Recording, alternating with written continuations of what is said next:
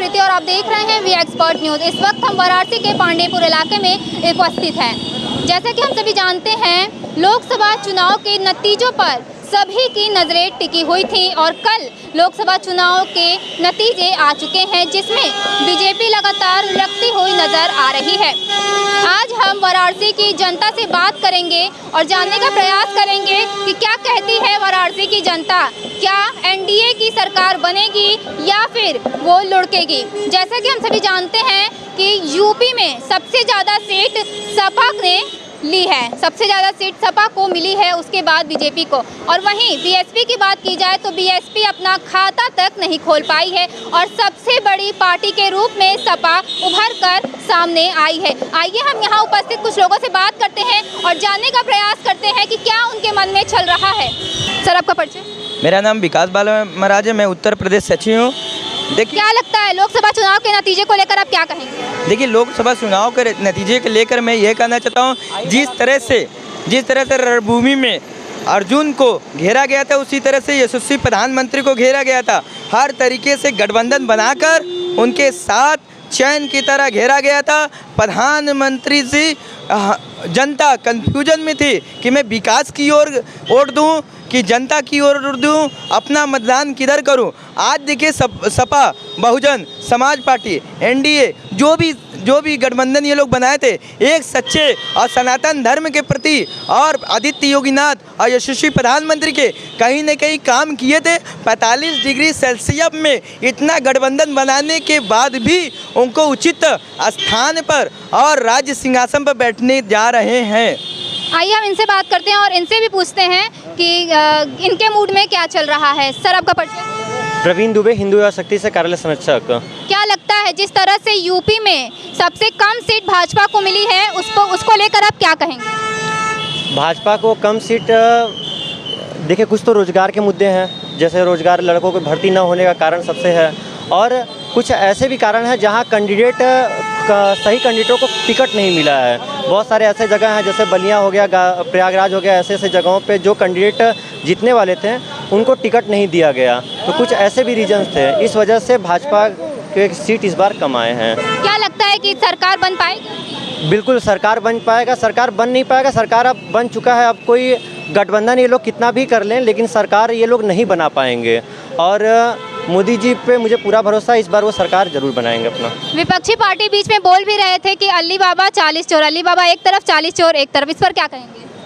विपक्षी पार्टी अली बाबा 40 चोर तो एक खुद ही हैं। देखे ना, आप अपना देख के पहले अपना 10 लोग मिल के एक शेर को घेरे हुए हैं। अगर इसी मार्केट में आप घूम रही हैं, एक लड़के को घेर के 25 लड़का घेर लो, क्या कर सकता है अकेले? फिर भी उसके बावजूद भी उतने लोग को मैनेज किया, क्या उसको हल्के में ले रहे हैं? विपक्ष पार्टी तो 100 चूहा खाकर बिल्ली चली हज करने, 100 योजना के खाकर राहुल गांधी चले भारत जोड़ो आंदोलन। पहले तो अपने तो देखे, आज तक उन्होंने विकसित भारत संकल्प पर जो कभी नहीं बोले, युवाओं पर नहीं बोले। आज तक उन्होंने कभी घर अभियान नहीं चलाया, जो 70 साल तक मुद्दा को सल्टा नहीं पाया। उस तरीके से था, जिस तरह से दूध बिल्ली की निगरानी रखती, उसी तरह से ये लोग कुर्सी की निगरानी करते हैं। जब चुनाव का माहौल आता है तो योजना 8,000 रुपया देंगे महिलाओं को। पहले बात तो राहुल गांधी बता दे कि महिलाओं की जनसंख्या कितनी है, कहाँ से देंगे, राज्य से देंगे कि केंद्र से देंगे। राहुल गांधी तो बोल देते इधर से आलू डालो, उधर से सोना उगेगा, हमेशा वो घेराव में आ जाते हैं। आज मैं राहुल गांधी को बोलना चाहता हूँ कि 8,000 अपने जेब से देंगे कि राहुल गांधी अपने गद्दी से नीचे से निकाल के देंगे। वो भी देंगे तो काला धन देंगे, इसका मतलब राहुल गांधी काला धन लाएंगे। अगर आलू निकाला जाए, अगर आलू बोया जाए तो कहीं ना कहीं उससे भी तो सोना आएगा ही, उसे बेचकर लोग पैसा इनकम तो करेंगे ही। अरे ये बताइए, धरती पुत्र मुलायम थे, वो तो आलू निकाल नहीं पाए, वो तो सोना निकाल नहीं पाए, वो तो चले गए। तो ये सपा और बसपा और सब मिलकर क्या ये लोग सोना वो निकाल पाएंगे? पहले तो ये लोग वोट तो अपना निकाल ले। आज गठबंधन नहीं होती तो कांग्रेस का कहीं नाम नहीं होता, आज गठबंधन नहीं होती तो कहीं कांग्रेस दिखता नहीं। आज ये सबका साथ सबका विकास नहीं होता तो प्रधानमंत्री जी इतना अच्छा वोट से नहीं आते। जनता तो कहीं न कहीं बनारस का रस है, जनता ने कहीं न कहीं इनको आशीर्वाद है, जनता के पास कहीं न कहीं इनके पास मूल मंत्र है जो प्रधानमंत्री को बनने से कोई नहीं रोक सकता। जब तक सबका साथ सबका विकास, हिंदू मुसलमान रहेंगे तब तक भारतीय जनता पार्टी का ऐसे ही बनता रहेगा। ये कांग्रेस पार्टी हमेशा कुछ न कुछ मुद्दा लेकर आती है। पहले क्या आई थी युवाओं, फिर उसके बाद आ गई शक्तिकरण, हमेशा किसी न किसी के बाद। तो 100 चूहा खा के चली बिल्ली हज करने। मैं सीधे राहुल गांधी को यह सीधे जवाब पूछना चाहता हूँ कि 8,000 रुपये वो कहाँ से देंगे? क्या उनके पास काला धन रखा हुआ है? नेहरू के ज़माने का रखा होगा, चाहे सोनिया गांधी के ज़माने का रखा होगा, चाहे किसी पार्टी का। राहुल गांधी इसका जवाब दे दें कि 8,000 रुपया महीने बनारस के 125 करोड़ जनता को कहाँ से देंगे बोलने के, इसलिए तो उनका नाम पप्पू रखा गया है। अगर बात की जाए कुल मिला जुला के 543 वोट है, 543 वोट में से बीजेपी को 240 वोट मिला है। तो आइए हम इनसे पूछते हैं कि 240 वोट कैसे मिला, और लोग 400 पार का नारा लगा रहे थे, उस पर ये लोग क्या कहना चाहेंगे? 400 मैं बता रहा हूँ, 400 का नारा लगा हुआ था, 400 पार होगा। अभी टाइम है, मार्केट में आप दुकान खोल के बैठती तो क्या जरूरी है कि रोज की रोज एक ही रफ्तार से चलेंगे? अप डाउन मार्केट में चलता रहता है। क्या लग रहा है कि अभी भी 400 पार हो सकता है? अभी अगले बार आने दीजिए, 2027 में फिर आएंगे ना। किया जा सकता है, हो नहीं सकता, लेकिन उम्मीद किया जा सकता है कि हाँ, अमित शाह जी और मोदी जी अगर मिल के अगर कुछ काम इसका अगर निवारण निकालें तो हो सकता है कि 400 पार होने के, 400 अगर पार नहीं हो रहा तो 350 तो पार जरूर हो सकता है। अभी जो स्थिति चल रही है भाजपा की, उसे लेकर आप क्या कहेंगे? क्या 2027 में जो आने वाला चुनाव होगा उसको लेकर इन लोगों को क्या कार्य करना चाहिए जिससे कि इनका सरकार फिर से उभरता हुआ? 2027 के चुनाव को लेकर के योगी जी से बस केवल एक ही निवेदन है कि रोजगार, सबसे पहला मुद्दा रोजगार पे देखें, और टिकट किस व्यक्ति को देना है ये चीज़ पर देखें। बस 2027 का चुनाव जीत की तरफ एकदम अग्रसित है। युवाओं को एक बार मौका दे। वो हमारे अखिलेश चचा है, अपने आदमी के वोट काट के सीट काट के ठकुरे ब्राह्मणों के भर देले हुए हैं कि जितना सीट बार के चुनाव में 11 लोगों को, 11 ठाकुरों को वोट दिया गया था, टिकट दिया गया था। 11 ठाकुरों को सपा की तरफ से दिया। चंदौली से पांडे जी का हारने का वजह बस एक ही है, आजमगढ़ से तो निरहुआ भी हार गए, दिनेश लाल निरहुआ। वहाँ के बात छोड़िए, मैं अपने क्षेत्र की बात कर रहा हूँ ना। यहाँ से क्यों गए हमारे ठाकुर ब्राह्मण? अपने भाजपा से हट के उधर क्यों जा रहे हैं? उनको मैनेज करना चाहिए, कुछ ना कुछ हमारे घर में कुछ होती है, कुछ करना चाहिए। अयोध्या जन्मभूमि को लेकर क्या कहेंगे? वहाँ से तो काफी उम्मीद थी, जबकि वहाँ से बीजेपी को कड़ा झटका लगा है। कहाँ? हिंदू धर्म में अयोध्या से में तो काफी बड़ा काम किए ना। 500 साल पुराना जो मुद्दा था उसे लेकर आए, राम जन्मभूमि बनाए। सभी लोग बिक गए थे, अब क्या ही बताया जाए। बता तो जा रहा है कि सारे वहाँ के सब बिक गए थे। बिक गए? हाँ, सब बिक गए थे, कोई राम का नाम ही नहीं लिया। जबकि वहाँ से लग रहा था कि बीजेपी जीतेगी, लेकिन वहीं पे लुढ़क, वहाँ से सब लुढ़क गया, सब वहाँ से बिक गया। अयोध्या वाले वही हैं जो सीता माँ को लाछन लगाए थे, फिर वो राम के लिए क्या करेंगे?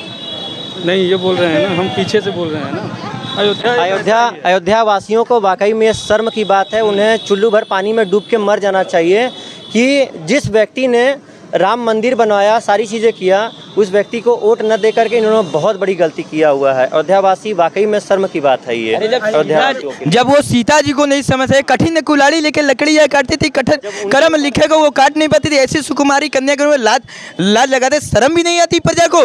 जब वो सीता माँ को नहीं समझ पाए, वो चली गई धरती में, तो प्रधानमंत्री को समझेंगे?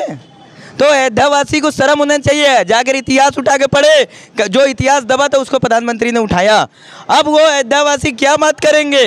अयोध्यावासी किस टेंट के लगे जाएंगे, किस टेंट में छिपेंगे? अब तो वो जाकर रामचरितमानस करके अपना पाप धोए या सरवर नदी में डूबे जाएं। बस अयोध्या वाले के लिए और कुछ शब्द नहीं है। काशी से हम लोग विद्वान लोग यही उनको कहना चाहते हैं कि जाओ, आपका सदगति वही हो सकती है जो राम पड़ी रखा, जस करनी वैसी फल चाका। जैसे आप कर्म किए होंगे। अगर रोजगार की बात करते हैं, रोजगार लेकर कांग्रेस पार्टी देती थी। और पर ये देखिए विकास दुबे, मुख्तार अंसारी, ये लोग की तो कोई बातें नहीं कर रहा, ये गुंडा पालते थे। आज विकास दुबे इतने पुलिसकर्मी को मारा, उस पर वोट नहीं मिला। क्यों नहीं मिला? कि उन्हीं के गुंडे थे, सपा के, कांग्रेस के, और ये जनता देख ही नहीं पाई। क्यों जनता नहीं देख पाई? क्योंकि जनता बिक चुकी थी वहाँ की। इसलिए निरहुआ का हराने का ये कारण था। ये लोग चाहते हैं कि हम गोली खाएं, ये लोग चाहते हैं कि हम फांसी पे चढ़े। ये कभी भगत सिंह नहीं बन सकते, ये स्वामी विवेकानंद नहीं बन सकते, ये भीमराव अम्बेडकर नहीं बन सकते, ये APJ अब्दुल कलाम नहीं बन सकते। ये मनमोहन सिंह है जो चुप भी साधे रहते हैं, जाकर बटन दबा देते हैं। ये जो बटन दबाते समय ये लोग हमेशा चाहते रहते हैं कि यूपी में गुंडा राज हमेशा बना रहे। ये यूपी को कभी आगे बढ़ने ही नहीं देना चाहते हैं। ये लेकिन कहीं ना कहीं अब तो गुंडा राज साफ होता नजर आ रहा है। साफ नजर होता जा रहा है, लेकिन सपा रहेगा तो कहाँ साफ होगा। सपा देखिए, जब तक सपा रहेगी तो गुंडा, जो कि गुंडों को पालने वाली सपा सरकार है। अयोध्या में खुलेआम केंद्र और राज्य में इनकी सरकार थी, कोर्ट से आर्डर आया, खुलेआम इन्होंने गोलियों उसके बौछार कर दिया गया। आज वो जाकर वहाँ मिट्टी की धरोहर उठा के देखिए, आज अयोध्या वाले समझ में नहीं आ रहा है। अगर अपने दादा अकुल को आज उठा कर देखे तो कहीं ना कहीं उनका अस्तित्व नजर आएगा। अयोध्या वाले को वो इतिहास उठा कर देखे, आज वो प्रधानमंत्री टेंट से निकाल कर मुजाहिद में बैठा दिया था, रोजगार दिए, वहाँ बाबतपुर की तरह स्टेशन बना, सबको दिए। अयोध्यावासी के अंदर अभी भी धृष्ट राज बने हुए हैं, अभी तक वो दरथरीच मामा बने हुए। अयोध्या वाले को तो मामा समझता हूँ, कंस मामा, मर्चित मामा, शकुनी मामा अयोध्या वाले हैं। और काशी में अगर आए तो वो काशी में उनका पार होगा। आकर काशी बाबा विश्वनाथ जी से दर्शन करे और फिर अपना पुनः दोबारा वोट डाले, फिर भारतीय जनता पार्टी को सरकार बनाएंगे। अयोध्या वाले एक इनको महसूस हो चुका है कि हमसे गलती हुई है, और जब तक कांग्रेस पार्टी रहेगी ऐसे ही अतिक अहमद रहेंगे, सब लोग रहेंगे, ऐसे ही बहन बेटियों हर जगह छेड़ी जाएंगी। लेकिन जब तक भारतीय जनता पार्टी रहेगी, कई प्रशासन, कई बुलडोजर, फिर से बाबा का बुलडोजर चलेगा, अब की बार और भयंकर चलेगा। जितने ये लोग वोट नहीं दिए, माफिया और गुंडे और जो टैक्स बचाते थे वही लोग वोट नहीं दिए, और जो टैक्स देते थे, जो एक नंबर के काम करते थे, वही वोट नहीं दिए होंगे, उन्हीं का बुरा लगा होगा। जो ज़मीन कब्जा किए होंगे वही नहीं दिए होंगे, और जो एक नंबर के काम किए होंगे वही वोट दिए होंगे। क्या आरक्षण को लेकर अगर काम करते, आरक्षण हटा दिया जाता तो क्या लगता है कि कुछ सीटें और मिल सकती थी बीजेपी को? आरक्षण, देखिए आरक्षण तो एक बात बता देना चाहूँगा कि आरक्षण वाकई में हटना चाहिए। आरक्षण एक हमारे जो निचले स्तर के जितने भी भाई हैं उन लोगों के लिए ये एक बैसाखी की तरह है, इसको हटाना बहुत ज़्यादा जरूरी है। हर बिरादरी में, हर कास्ट में बराबर करना चाहिए। क्या ठाकुर में गरीब नहीं है? क्या यादव में गरीब नहीं है? क्या SC ST में ही गरीब पड़े हुए हैं? क्या जो ठाकुर गरीब है उनको झोंक दिया जाए आग में?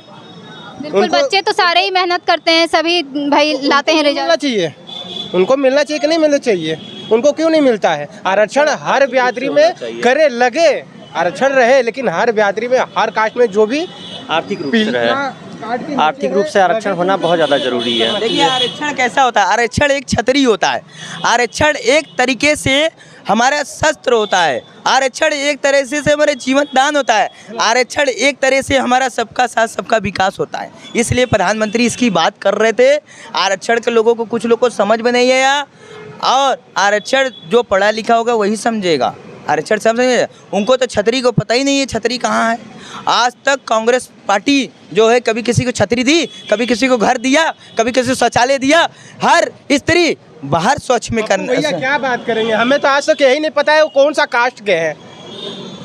हमें आज तक यही नहीं, कोई भी बता दे कि कौन सा कास्ट चाहते हैं, क्या करते हैं, जाति क्या है, उनका धर्म क्या है, वो खुद ही नहीं पता चला। वो ईसाई है कि मुसलमान है कि हिंदू है, खुद नहीं पता चला। जनेऊ पहन लेते हैं। उनकी माता जी का नाम है उनकी दादी का नाम है इंदिरा गांधी, उन्होंने शादी किया हुआ फिरोज खान से, और इस हिसाब से वो मुसलमान हुए, लेकिन अपने आप को बताते हैं हिंदू बताते हैं, ब्राह्मण बताते हैं, वो भी कश्मीरी ब्राह्मण है। वो तो कहाँ से वो आदमी, वो इंसान क्या बताएगा? उसको खुद को नहीं पता है, वो देश क्या चलाएगा? देखिए, जो अपने पिताश्री का कभी भी कई सही तरीके से नाम नहीं लिया।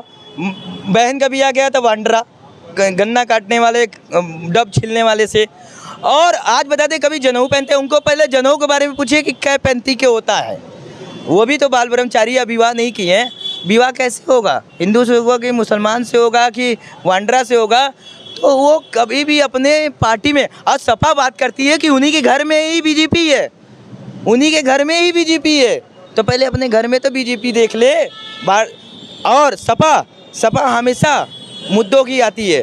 आप बताइए, सपा कभी भी खुलकर सामने आती है? कभी नहीं आए। अभी भी अखिलेश यादव नहीं आए, क्यों नहीं आए? वो अंदर से तीर चलाते हैं, वो अंदर से सब काम करते हैं, वो अंदर से हाथ हिलाते, कभी भी नहीं रहता। इंडिया गया इंडिया भैंस पानी में गए, भैंसिया पानी में, और एनडीए गए कन्नौज घूमने। सरकार बन रही है, बन रही जो हाँ सरकार बन रही है, आप सामने देख सकते हैं सरकार बन रही है। गठबंधन उन लोगों का जो है गठबंधन ना, ज़्यादा दिन तक नहीं टिकेगा। गए कन्नौज घूमने किसी के लिए जगह का अगर मुखिया अगर कई सारे लोग होकर जाएंगे तो वो जगह कभी नहीं सक्सेस हो सकेगा, वो कभी सक्सेस नहीं होगा। हालांकि उत्तर प्रदेश से ज़्यादा उम्मीद थी और यहीं पर सीटें कम मिली हैं। उत्तर प्रदेश बता तो रहे हैं कि जैसे अयोध्या में कुछ ऐसे लोग निकल गए इस वजह से, और बहुत सारी चीज़ें हैं जो धूप की वजह से भी हुआ है। इस वक्त गर्मी भी बहुत ज़्यादा बढ़ा है, इसकी वजह से भी कुछ हुआ है। कुछ नौकरियों को लेकर के भी, रोजगारों को लेकर भी हुआ है। तो इन सब चीज़ों पे बीजेपी को अगले आने वाले चुनाव के बारे में देखना चाहिए। एक तरफ जहां वोट पड़ रहा था वहां प्रधानमंत्री ध्यान में लगे हुए थे, तपस्या कर रहे थे, उसको लेकर आप क्या करेंगे? ये उन्हीं का देन है जो आप वो जिस दिन 1 तारीख को वोट पड़ा उसके एक दिन पहले का दिन देख लीजिए, वोट पड़ते समय का दिन देखिए, वोट पड़ने के एक दिन बाद तक का दिन देखिए। कुदरत का देन है, गए तपस्या किया, उन्हीं का मतलब कुदरत का करिश्मा है। बिल्कुल उन्हीं का देन है। कि बनारस में बहुत ज़्यादा एकदम धूप नहीं था, बहुत ज़्यादा एकदम शीतल था यहाँ पे। प्रधानमंत्री ताप जाप क्यों कर रहे थे? प्रधानमंत्री ताप जाप क्यों कर रहे थे? क्योंकि प्रधानमंत्री तपस्या कर आए हैं, एक गरीब से आए हैं, इसलिए सनातन को पहले वो हिंदुत्व को पहले देते हैं। जब उन्होंने पर्चा भरने गए थे तो गंगा में रुद्राभिषेक करके जल से और स्नान करके वो अपने सनातन धर्म को लेके चलते हैं। वो जिस धर्म में ये तो कहा जाता है और कहीं ना कहीं साफ दिखाई देता है कि वो अध्यात्म से जुड़े हुए हैं काफी। देखिए वो जन्म लिए हिंदुत्व में, इसलिए हिंदुत्व सनातन धर्म से लेके चलते हैं। जो वो उनके जैसे जिस तरह से राम जी थे, रावण को मारने वाले यही रात अंतिम यही रात भारी, तो उसमें भी राम जी समाधि लिए थे, अपने इष्ट देवता को ध्यान किए थे। उसी तरह से नरेंद्र दास मोदी जी हैं, जब भी कोई कार्य करते हैं तो अपने इष्ट देवता का ध्यान रखते हैं, अपने माता पिता को, अपने गंगे माँ को, जिस तरह से गंगे माँ ने उनको बुलाया था उसी तरह से पुनः तीसरी बार बहुमत से बैठाएगी और राज सिंहासन पर तिलक होगा। राज तिलक की करो तैयारी, आ रहे दोबारा भगवाधारी बुलडोजर नहीं बुलेट बाबा आएंगे दपारी, और कितनी धुआं मचाएंगे, ये कांग्रेस पार्टी का मुंह काला हो जाएगा। अभी भी काला है ये, वो अपना पानी से धो रहे हैं, वाटर प्रूफ पानी लगा लिए धो रहे हैं, लेकिन वो पानी नहीं, अब बाबा का पानी ये लाएगा और उसी में डुबा डुबा कर तीसरी बार फिर से, चौथी बार फिर से योगी जी प्रधानमंत्री। नमः पार्वती पते हर हर महादेव, हर हर मोदी, घर घर मोदी, हर मोदी, घर मोदी, नरेंद्र मोदी जिंदाबाद, जिंदाबाद जिंदाबाद, नरेंद्र मोदी जिंदाबाद, जिंदाबाद जिंदाबाद, नरेंद्र मोदी जिंदाबाद, जिंदाबाद जिंदाबाद, नरेंद्र मोदी जैसा कि आप लोग देख रहे हैं, ये लोग काफी उत्साह देखने को मिल रहा है। आप हमारे पीछे देख सकते हैं कितने उत्साह में हैं ये लोग। आप देख सकते हैं कितने उत्साह में हैं, मतलब निराशा में भी उत्साह देखने को मिल रहा है। कहीं ना कहीं ये भाजपा के समर्थक हैं जो लगातार समर्थन में हैं भाजपा के और उन्हें गिरने नहीं देंगे। तो ऐसे ही खबरों को देखने के लिए बने रहे हमारे साथ और देखते रहें वी एक्सपर्ट न्यूज़। मेरे यानी प्रीति के साथ।